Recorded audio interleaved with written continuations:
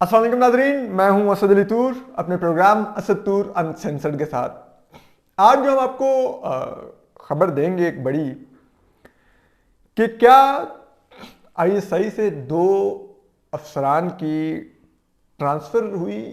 और ये किससे मुलाकात करने पर हुई। ये हम आपको एक दिलचस्प खबर है, अंदर की खबर है, एक्सक्लूसिव है। ये हम आपको आज बताएंगे ये तफसीलात कि ये क्या हो रहा है। इसके अलावा अब जो नो कॉन्फिडेंस है उसमें क्या डिले हो रहा है, अपोजिशन के पास कितने नंबर्स की मशरूत हमायत आई है और अब इमरान खान साहब किस पोजीशन में खड़े हैं। ये बड़ी ही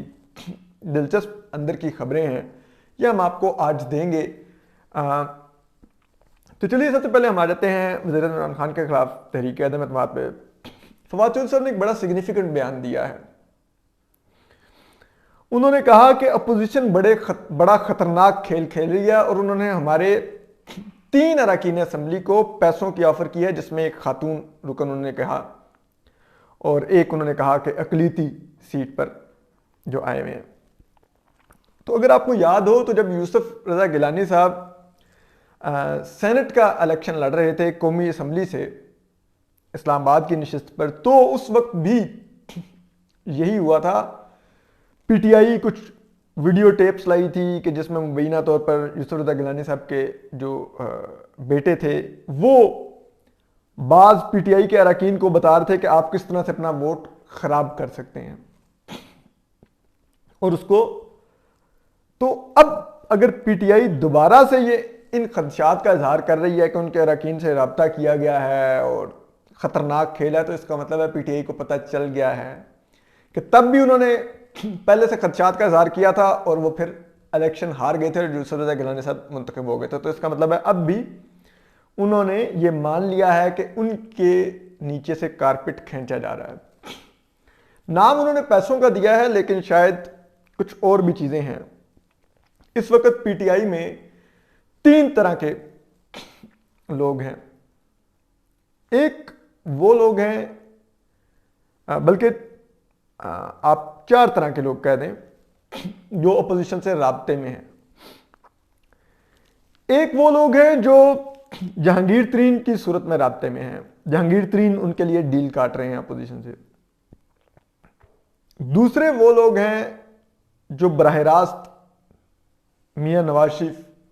से लंदन में राब्ते में हैं और वहां से डील काट रहे हैं अगले इलेक्शन में टिकट के लिए। तीसरा धड़ा है जो पीपल्स पार्टी के साबिक सदर आसिफ अली जरदारी से राब्ते में है। चौथा धड़ा है जो इस वक्त मौलाना फजल रहमान से राब्ते में है, वो केपी के कुछ लोग हैं। अब हम आपको बात बताएं, अगर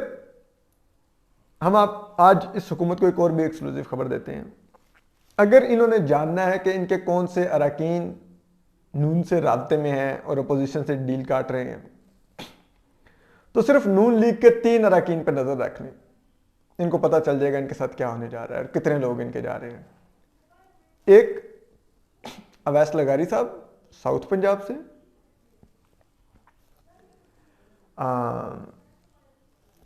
जो राना सनाउल्लाह है सेंट्रल पंजाब से, और अमीर मुकाम साहब केपी से। ये 3 लोग इस वक्त सारा जोड़ तोड़ कर रहे हैं नून लीग की तरफ से। और अब अगर हम ये 4 जो हमने धड़े आपको गिनवाए हैं पीटीआई में, जो कि जमात छोड़ के अपोजिशन की तरफ जाने की तैयारी कर रहे हैं, तो इनके अरकान की अगर आप तादाद लेने तो ये 40+ है।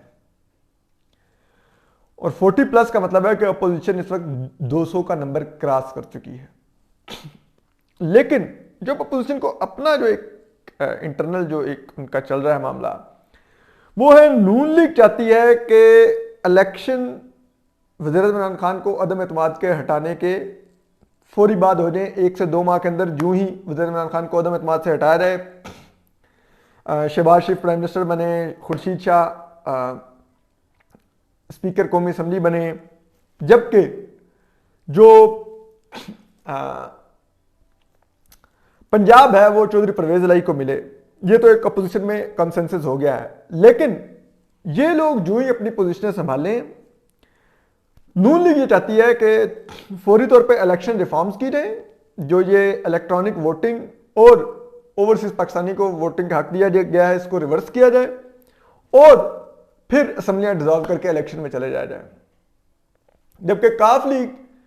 कि चौधरी परवेज लाई जो डटे हुए हैं कि उनको वज़ीर आला बनाया जाए पंजाब का, उन्होंने ये शर्त रखी है कि नहीं, आप मुझे वज़ीर आला बनाएंगे और मैं मुद्दत पूरी करूंगा। और यही बात साबिक सदर आसिफ ज़रदारी भी अब पीडीएम और नून लीग को कह रहे हैं कि कोई भी 1-2 माह के लिए क्यों वज़ीर आला बनना चाहेगा, उसको कम से कम साल डेढ़ तो बने वज़ीर आला के लिए, इतना तो उसको टेन्योर मिले। लेकिन नून लीग के खदशात ये हैं कि अगर फौरी इलेक्शन ना हुए तो जो IMF प्रोग्राम जो जितना सख्त है उस पर अगर हमें खुद अमल दरामद करना पड़ गया, यानी कि मियां शहबाज शरीफ अगर प्राइम मिनिस्टर हुए, तो फिर तो हम उस बैगेज के साथ इलेक्शन में जाएंगे और इमरान खान को बाउंस बैक करने का यानी कि कम बैक करने का मौका मिल जाएगा। और साबिक सदर आसिफ जरदारी साहब ने जमात इस्लामी से जो मुलाकात की उसमें भी उन्होंने कहा कि हम काबीना में की वजारतें नहीं लेंगे, काबीना का पूरा मैंडेट शहबाज शरीफ को देंगे, की वजीर उनके होंगे, वो प्राइम मिनिस्टर होंगे और वो फिर मईशत बेहतर करने की कोशिश करेंगे। हम सिर्फ हाउस के अंदर अपना रोल प्ले करेंगे, यानी कि पार्लियामेंट हाउस के अंदर, और हम जो स्पीकर कौमी असम्बली की पोजीशन है वो हम ले लेंगे। तो अब ये सारी सूरत हाल है। तो ऐसे में अब ये डेडलॉक है कि इलेक्शन कितनी देर में होना है, क्योंकि फौरी इलेक्शन इन अपोजिशन जमातों को भी अंदाजा है, पीपल्स पार्टी, JUIF और हुकूमत की इत्तेहादी जो अपोजिशन की तरफ आना चाह रहे हैं, बाप, काफ लीग और MQM के, अगर फौरी इलेक्शन होंगे तो उसके बेनिफिशियरी सिर्फ नून लीग होगी, वो स्वीप करके आ जाएगी। इमरान खान साहब तो जारी बात अब कहीं नंबर गेम में ना अभी इस वक्त मौजूद है, ना ही अगले इलेक्शन में उनका कोई फ्यूचर है। सब जानते हैं कि हिज पार्टी इज ओवर। लेकिन जाहिर बात है तमाम जमातें जो बाकी हैं वो अपना तो जरूर सिनेरियो देख रहे हैं कि वो अगले इलेक्शन में कहां पे खड़ी होंगी, और ऐसे में वो नहीं चाहेंगी कि नून लीग ही एक क्लियर मेजॉरिटी। हर सियासी जमात है, हर सियासी जमात का अपना एक हक होता है, वो अपने इंटरेस्ट के मुताबिक फैसले करती है। वो नून लीग के इंटरेस्ट या पीपल्स पार्टी या JUIF के इंटरेस्ट में तो एक पार्टी फैसला नहीं करेगी, वो तो अपनी पार्टी के इंटरेस्ट में फैसला करेंगे। तो ये एक डेडलॉक की सूरत हाल है इस वक्त अपोजिशन में। दूसरी तरफ आज अंसार वासी साहब ने एक स्टोरी की, हम तरह उसको उससे भी मजीद एक आगे खबर देंगे। अंसार वासी साहब ने आज एक स्टोरी की है जिसमें उन्होंने कहा कि जो नए DGI lieutenant general Nadeem Ahmed Anjum आए हैं, उन्होंने ISI के तमाम अफसरान को ये अहकामात दिए हैं वाजे कि आप किसी किस्म की सियासी सरगर्मी में हिस्सा नहीं लेंगे, यानी कि किसी तरह का जोड़ तोड़ का हिस्सा नहीं बनेंगे, ना हुकूमत के लोगों को कांटेक्ट करेंगे, ना अपोजिशन के लोगों को कांटेक्ट करेंगे अगर कोई सियासी सरगर्मी जारी होगी। और इसकी एक झलक जब ये गुज़िश्ता दिनों स्टेट बैंक का बिल पास होना था तो उसके लिए भी जो अरकान असम्बली को चंद को कांटेक्ट किया गया, जरा ये कहते हैं कि इसी तरह से ISI के लोगों ने ही रब्ता किया, तो उन्होंने उनको कहा रब्ता करके कि जी हम आपको आखिरी दफ़ा कह रहे हैं कि आप हमारे कहने पर वोट कर दे स्टेट बैंक के बिल को हुकूमत को जाके, इसके बाद हम आपको कभी रब्ता नहीं करेंगे। और अपोजिशन के लोगों को भी उन्होंने रब्ता कर कहा कि हम आपको ये कह रहे हैं कि आप लोग सेनेट के इजलास से एब्सेंट रहिएगा ताकि हुकूमत वो बिल पास करा ले स्टेट बैंक का, और आपको हम यकीन दिलाते हैं आपको भी हम आखिरी दफ़ा रब्ता कर रहे हैं, दोबारा रब्ता नहीं करेंगे। तो अब इसका मतलब है अगर ये लोग रब्ते नहीं करेंगे तो एक कन्फ्यूजन होगा। इसी वजह से जो हुकूमत के इत्तेहादी और जो PTI के अपने लोग हैं वो भी ये बार बार अपोजिशन से मुतालबा कर रहे हैं कि हमें उधर से फ़ोन तो करवाएं कि हमने किस तरफ जाना है, क्योंकि हम तो उनके कहने पर PTI में आए हैं लेकिन वो अब खामोश बैठे हुए, हमें कुछ कह रहे नहीं है। तो वो अब कंफ्यूज हैं, जिस पर के ये जो 3 नाम हमने लिए हैं आज नून लीग के जो अपोजिशन जो PTI के लोगों को तोड़ रहे हैं, इनमें से एक को मियां नवाज शरीफ ने कहते हैं जब कहा कि अब PTI के अरकान का क्या कितने आप लोग नए हैं, तो उन्होंने मियां नवाज शरीफ को कहा कि PTI के लोग तो आना चाहते हैं लेकिन वो कहते हैं हमें पिंडी से फ़ोन करवा दें। तो उसमें मियां नवाज शरीफ ने उनको कहा कि आप उन अरकान को कहें कि वो खुद पिंडी से पूछ लें कि वो पिंडी क्या चाह रहा है, वो उनको PTI में ही रखना चाह रहा है या वो उनको इजाज़त दे रहा है कि वो जहां पर जाना चाहे चले जाए। तो इस हद तक मियां नवाज शरीफ का कॉन्फिडेंस है। अब खबर यह है कि आपको पता है पिछले दिनों मरीम औरंगजेब साहिबा ने कहा कि पेशावर से एक साहब कॉल कर रहे हैं नून लीग अरकान को, जिनकी के हमारी मालूमात के मुताबिक कॉल्स की टेप्स भी मौजूद हैं नून लीग की अरकान असम्बली के पास, जो कि मियां नवाज शरीफ तक पहुंच चुकी हैं। तो अब जो DGISI lieutenant general Nadeem Ahmed Anjum ने भी कहा है कि कोई सियासी सरगर्मी में हिस्सा मत ले। तो अब जो बड़ी अंदर की एक दिलचस्प खबर है वो ये है कि पिछले दिनों 2 ISI के अफसरान, ये भी एग्जैक्ट नहीं पता मेजर जनरल रैंक के थे या ब्रिगेडियर रैंक के थे, इन दोनों में रैंक के लोग थे, वो पेशावर गए थे और लेफ्टिनेंट जनरल फैज़ हमीद से, जो कोर कमांडर पेशावर हैं, उनसे मुलाकात करके आए। जब वापस आए, अपने दफ्तर पहुंचे, तो उन दोनों के पोस्टिंग के ऑर्डर्स उनकी टेबल पर मौजूद थे।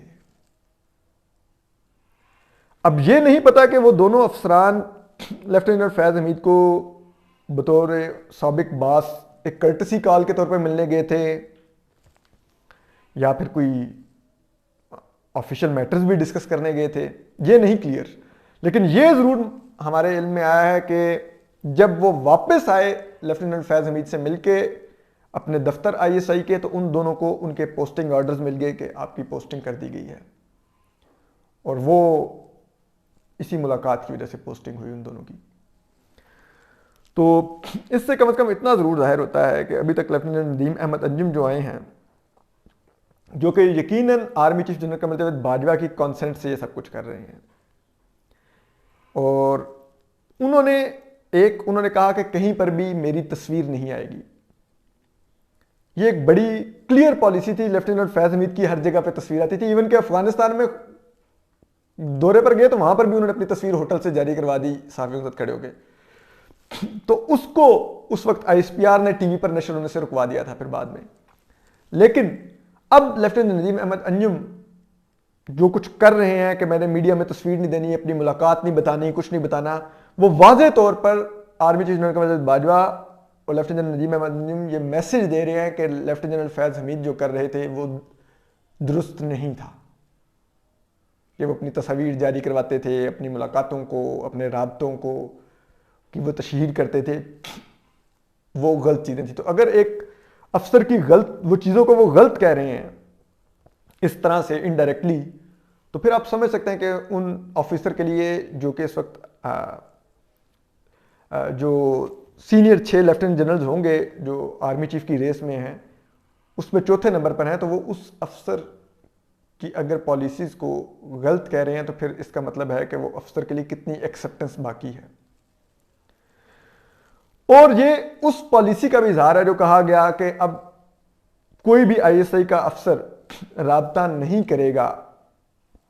किसी भी सियासी सरगर्मी में हिस्सा नहीं लेगा। ये भी उस पॉलिसी का इजहार है जो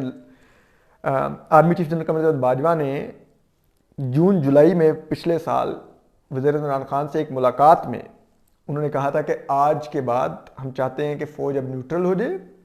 और आगे साल डेढ़ बाद इंतखाबात आएंगे तो उसमें तमाम सियासी जमातों को लेवल प्लेइंग फील्ड दी जाए। जिस पर के ज़रा ये बताते हैं कि वज़ीर इमरान खान सख्त बरहम हुए थे और बुड़बुड़ाते हुए उस मीटिंग रूम से उठ के बाहर आ गए थे, और उन्होंने आके अपने कुछ करीबी लोगों के सामने कहा कि अब इनको न्यूट्रलिटी का ख्याल आ गया है, अब ये लेवल प्लेइंग फील्ड देना चाहते हैं, मैं देख लूँगा क्या होता है, मैं देखूंगा कि कौन जो लेवल प्लेइंग फील्ड देता है और कौन न्यूट्रल होता है। और उसके बाद ही फिर जब उन्होंने लेफ्टिनेंट जनरल फैज़ हमीद की पोस्टिंग की कोशिश की आर्मी चीफ ने, तो वज़ीर इमरान खान ने उस ऑर्डर को होल्ड कर लिया, क्योंकि उनके ज़हन में वही बात थी कि ये तो वो न्यूट्रलिटी की तरफ चीज़ें करने की कोशिश कर रहे हैं। तो अब अगर ये जो कुछ हो रहा है, जो बज़ाहिर न्यूट्रलिटी दिखाई जा रही है, तो इसका मतलब है कि ये वही पॉलिसी है जो जून जुलाई में वज़ीर इमरान खान को बताई गई थी, और जिस पॉलिसी का वज़ीर इमरान खान को खौफ था उसी पॉलिसी पर अमल दरामद शुरू हो गया है। तो क्या वज़ीर इमरान खान इस पर कोई रिएक्ट करेंगे, कुछ एक्शन भी कर सकते हैं, क्या वो क्या करेंगे ये भी कुछ क्लियर नहीं है, लेकिन ये भी आने वाले दिनों में क्लियर हो जाएगा। लेकिन एक बात याद रखिए, इस मौके पर फौज के इदारे का न्यूट्रल होना भी एक, आप इसको सियासी डिसीजन नहीं कह सकते हैं। क्यों? क्योंकि न्यूट्रलिटी का मतलब है कि अपोजिशन को स्पेस दी जानी। तो ये आप इसको देखें, पर अपना ख्याल रखिए, सलामत रहिए, अल्लाह हाफिज़।